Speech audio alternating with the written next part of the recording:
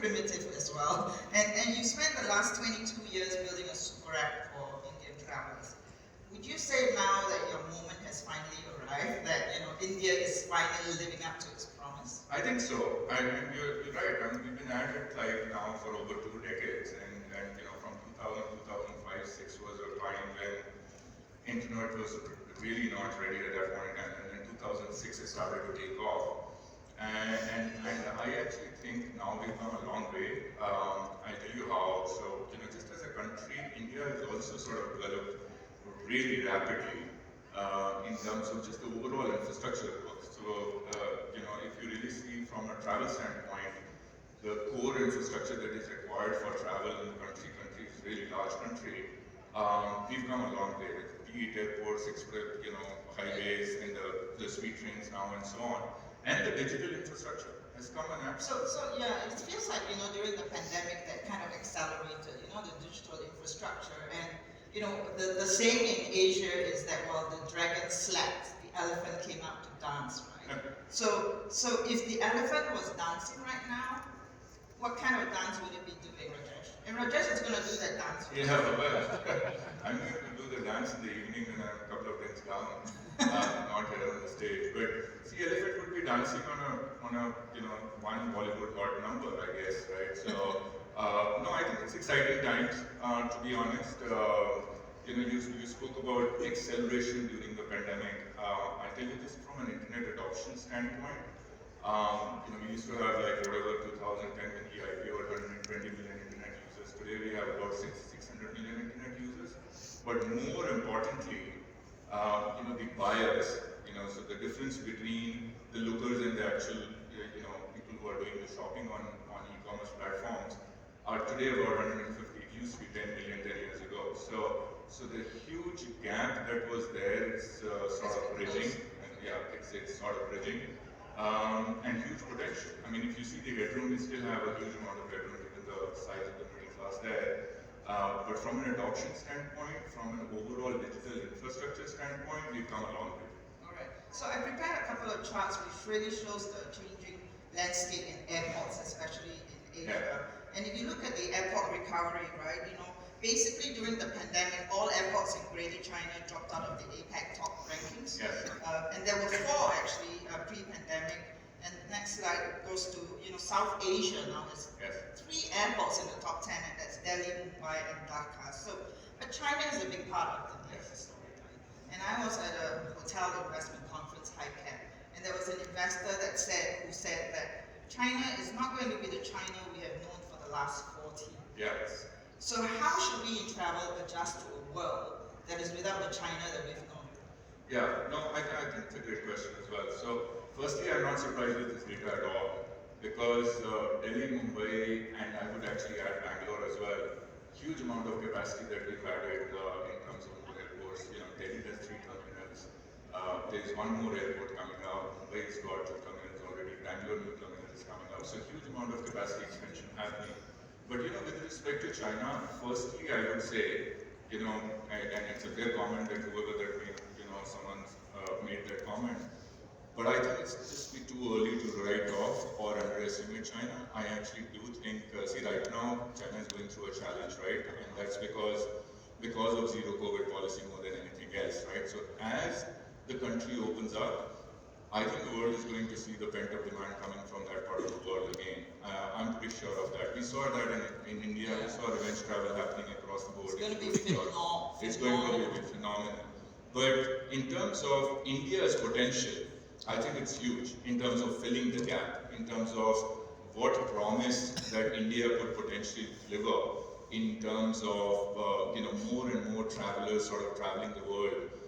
Because of 2 reasons. One, that we've got a middle class which is about 250, 300 million and growing, and the disposable income is growing because overall India growth story is really good and projected to be really good as well. And the second thing is buying behavior and the travel experience behavior, just from a consumer intent standpoint, is changing. So there are people who are taking more holidays than ever before, and they want to sort of explore the world. During pandemic, as we were recovering, by the way, given that India is such a large country, people were out there and traveling, in the country. right? So if you ask me, as the recovery was happening, the domestic market, the sheer size of the domestic market saved us. Yeah. So huge potential, but I think it'll be naive for us to underestimate China recovery as well. Totally agree, and actually it's interesting that India is actually now the number 2 market for Singapore, and it's also the number 2 market for Australia right now. That is correct. So a bit of trivia, I love trivia, so, did you know that the average Asian elephant weighs 4,000 kilograms and eats 10% of its body weight every day, and that is Hoon, who runs the Elephant Nature Park in Chiang Mai. So how big is MakeMyTrip? How heavy are you? What percentage of your body weight do you spend on your marketing? But no, I mean, you shared 3 slides, so if you'd like to talk about slides. Happy to. I learned something new. I mean, elephant is a big elephant and big size animal, that's quite obvious. But I didn't know about the eating habits and what kind of food that he eats every day, as compared to his body weight and stuff like that. But jokes apart, I'm trying to be very humble. You want to click the slides? Yeah, absolutely. So if you really see these numbers up there, right? So pre-pandemic, we were like annualized, we had touched, not annualized, we had touched an annual gross booking value of about 6 billion, about 800 million revenue. And now as we see the recovery in the first half of this fiscal year, we are already going back to pre-pandemic number annualized run rate basis. So phenomenal recovery, powered by domestic travel, as I was mentioning earlier.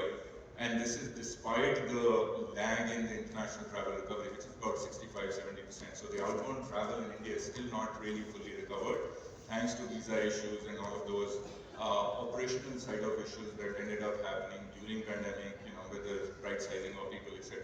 And this huge amount of backlog and stuff. Despite that, we are getting to that number.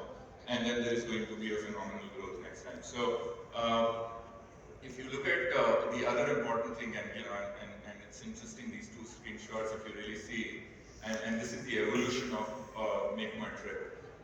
Becoming travel super app. I mean, we've been talking about super app. I was listening to some of the early sessions even yesterday. People were talking about super app and whether they're successful or not. We've decided to call ourselves vertical super app. We don't want to go outside of travel, but within the travel, we made sure that we will absolutely cater to every single travel use case, and therefore the comparison on these screenshots. So we just used to have only 4 or 5 products, and now we've got like 20 products. Yeah, it's interesting, Rajesh, though, although you've added a lot more products, if you look at your UI, it's gone from very, very colorful and lots of blocks to just it's very clean, simple UIs. It's interesting how you've actually simplified, even though your business has actually gotten more complex. Absolutely. The business is becoming complex because we've got more and more to offer. Yeah. It is execution nightmare, but if you do it well, clearly becomes a moat in our point of view.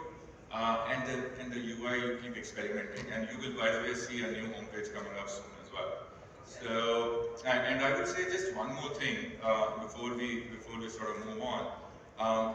So I think we've also sort of evolved into saying predominantly B2C channel, and given, and this is the nature of the market in India, pretty much like any other emerging market, there is also a huge scope for doing hybrid, doing B2B2C, going after corporate segment, and offline channels powered by technology, etc. as well. So we are definitely trying to position ourselves now an omni-channel company as well. Right, and be really everything. Okay, so your revenue mix, as I have read, is 50% from hotels and packages, 30 to 35% air, 10% bus, and 5 to 6% ancillary.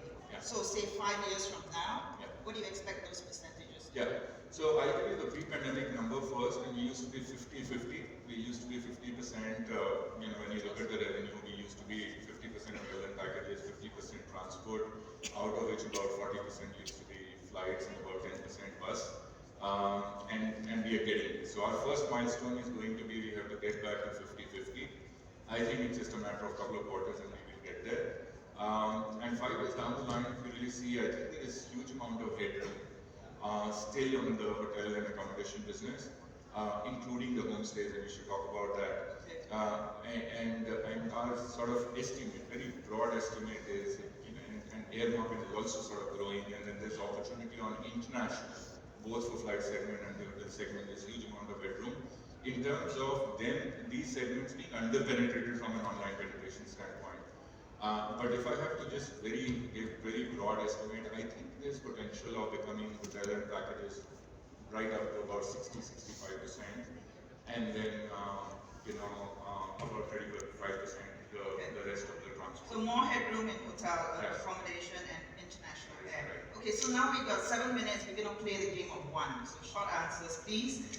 One investment you have made in the past 2 years that you're most excited about? I'm quite excited, and the bunch of investments that we ended up making, I'm quite excited about the platform that we built for small and medium enterprises called MyBiz.